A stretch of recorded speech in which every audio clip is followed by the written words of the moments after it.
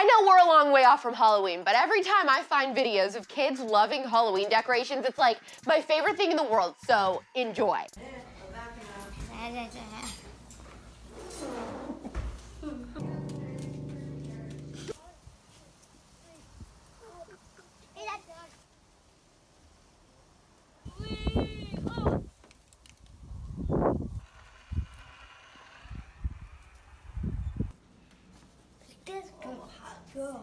No, I can't take Grimmy to school. Here, I'll take care of him. I'll take care of Grimmy, okay? He's too little. Grimmy will be safe. The face gets me every time.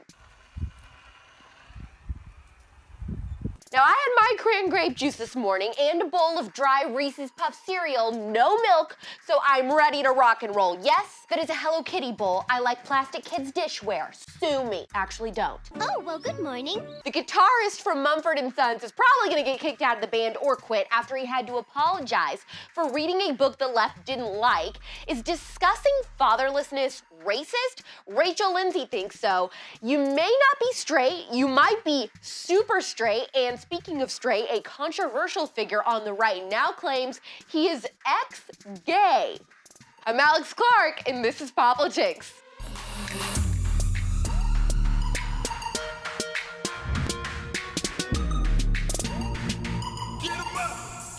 We're now living in a world where if you tell people you read a book they don't approve of, you could lose everything. Kicking today off with a story so bizarre, I didn't even believe it at first. Don't read that. You know the band Mumford & Sons, right? They were actually the last concert I got to see before the pandemic.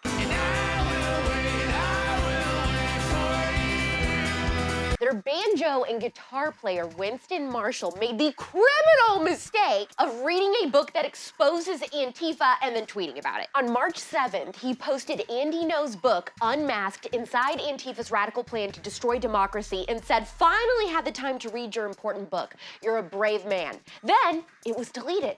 Why? Because their left-wing fans and even his bandmates were upset and offended that he praised a conservative journalist. You need some help. Soon came the apology, and it said, "Over the past few days, I have come to better understand the pain caused by the book I endorsed. I have offended not only a lot of people I don't know, but also those closest to me, including my bandmates, and for that, I am truly sorry." He said he would continue to examine his blind spots and said, "For now, please know that I realize how my endorsements have the potential to be viewed as approvals of hateful, divisive behavior. I apologize, as this was not at all my intention." That's sad, man. Every time I see one of these apologies from someone when they did absolutely nothing wrong, I realize there are actually still people out there like Winston who think they're dealing with honest brokers when it comes to these silencers. The people who he just read an entire book about support burning, looting, harassing, mobbing, killing, banning books, banning words, banning ideas, even banning people. They believe in defunding police, revoking civil rights, and dismantling the common law. They want to get rid of our Western traditions and our inherited way of life by any means necessary, which is usually violence. And you think they will accept a simple apology? This is not going to go the way you think. There's nothing controversial about Andy No. He exposes Antifa. That's it. That's his life's work after he himself was beat almost to death by them.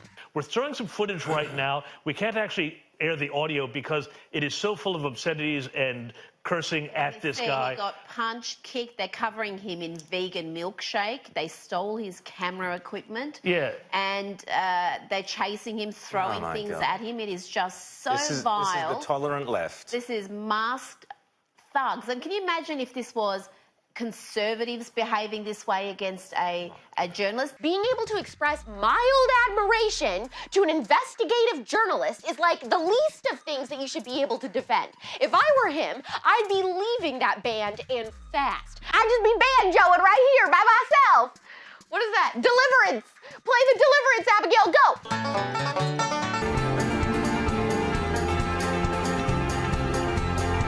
All right, bye, Andy No's book, Unmasked: Inside Antifa's Radical Plan to Destroy Democracy and Support a Conservative Journalist. Uh-oh, drop everything! Rachel Lindsay is disturbed, guys! Don't worry about her. She always mad about something. She's been taking a break from Bachelor talk, but felt inclined to speak out after Monday's episode of The Bachelor, where Matt James confronted his estranged father. When I needed you, you weren't there to have those conversations.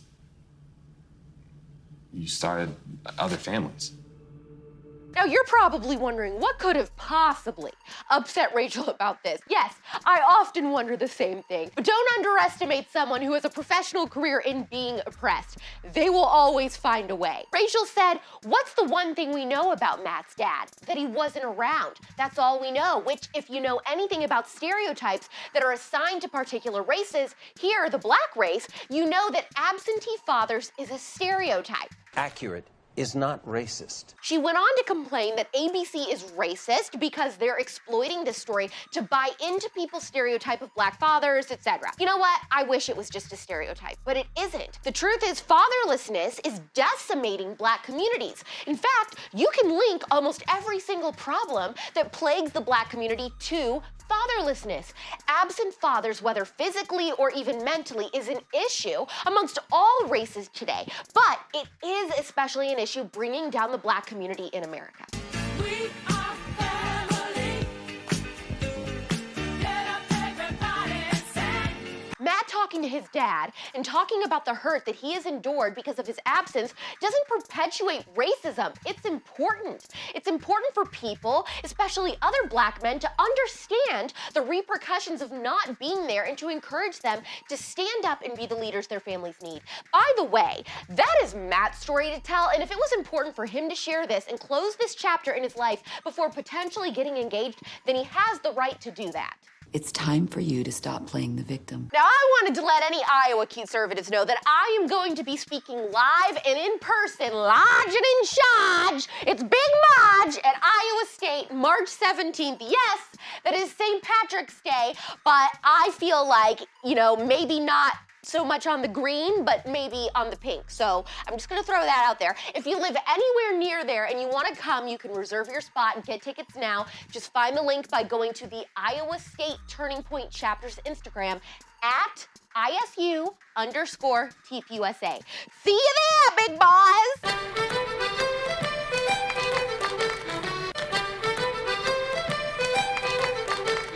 Now, just a warning, if you type the phrase super straight into the search bar on TikTok, this is what you're going to find.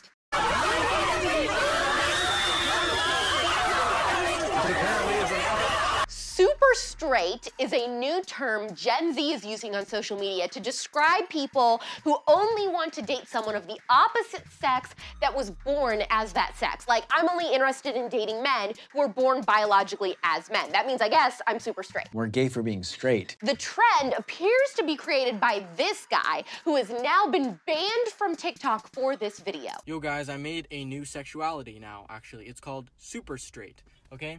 Since straight people or straight men as myself, I get called transphobic because I wouldn't date a trans woman. They're like, would you date a trans woman? I'm like, no, why? That's a female. No, like, that's not a real woman to me. Like, I want real woman. No, you're just transphobic. So now, I'm super straight. I only date the opposite gender, women, that are born women. So you can't say I'm transphobic now because that's just my sexuality, It all comes from straight people being sick and tired of being accused of transphobia for saying that they wouldn't date a trans person. And a lot of people in the LGBTQ community are mad at this guy and people using this term and say that it isn't a real thing, but I don't understand that because every day they make up a new gender and then we're forced to go along with it and treat it as a new thing. What are we at, 1,300 genders now? What are you? You're a detective? A gender detective? No, I just... Lifting up skirts and pulling down pants and just getting in there with your magnifying glass? All right, the freak of the week is absolutely mind-blowing, so get ready to get freaky. I said certified freak. Freak! 7 days a week. You remember Milo Yiannopoulos? Don't bother looking up his social media. He's banned from everything, a la Alex Jones style. I'll eat your ass. I will. He's a right-wing provocateur. Says a lot of things just because he likes to rile people up. Says a lot of controversial and gross things that I don't agree with. And some would argue he's really alt-right, not conservative. I think I would agree with that assessment. Women agree with me, not with you. Anyways, he just did an interview that is absolutely blowing people's minds because Milo is gay. And that's kind of like his whole brand, is that he's this gay conservative. But he claims now to be ex-gay. He said, when I used to kid that I only became gay to torment my mother, I wasn't entirely joking. And he said he only doubled down on it after he saw that being a gay conservative drove the left insane. However, he says he did participate in, quote, degeneracy and is now sodomy-free and has only slipped up once. He seemed a little incredibly gay. All right, so then Milo said, over the next decade, I would like to help rehabilitate what the media calls conversion therapy. It does work, albeit not for everybody. Yikes. He worships Saint Joseph now, as in Mary's husband, Joseph. But get this, he is married to a guy. So when he was asked about his husband and what the heck is going on there, he said, oh, the guy I live with, AKA husband, has been demoted to housemate, which hasn't been easy for either of us. It helps that I can still just about afford to keep him in Givenchy and a new Porsche every year. Could be worse for him, I guess. What? But these are my recreation clothes. Okay, you know what? This story is too weird for me. I gotta dip out. Got a blast. You know what? I don't support cancel culture, but in the case of this guy, maybe it was for the best. Yeah, I'm gonna need the whole weekend to process that situation. We're back Monday at 4 p.m. Eastern, 1 p.m. Pacific. Find merch, the podcast version of the show, your YWLS application. You can submit stories that you want me to cover and more with the link in our bio. By the way, here I am again wearing Turning Point USA merch. I really like our new merch drop, so just get ready for me to be wearing this constantly. Shop tpusa.com, use the code AlexClark, tap the heart, weigh in on the Mumford & Sons, Rachel Lindsay, and Milo stories. Share this episode to your stories and help us grow our audience to reach even more people. And last but not least, hit the save button. It's pop culture without the propaganda every single day. I'm AlexClark, and this is POPlitics. Click below to watch yesterday's episode. Please subscribe, thumbs up, share this video, and ring the bell for notifications so you never miss the conservatee. And make sure you're following this show at POPlitics on Instagram for even more CUTEservative content.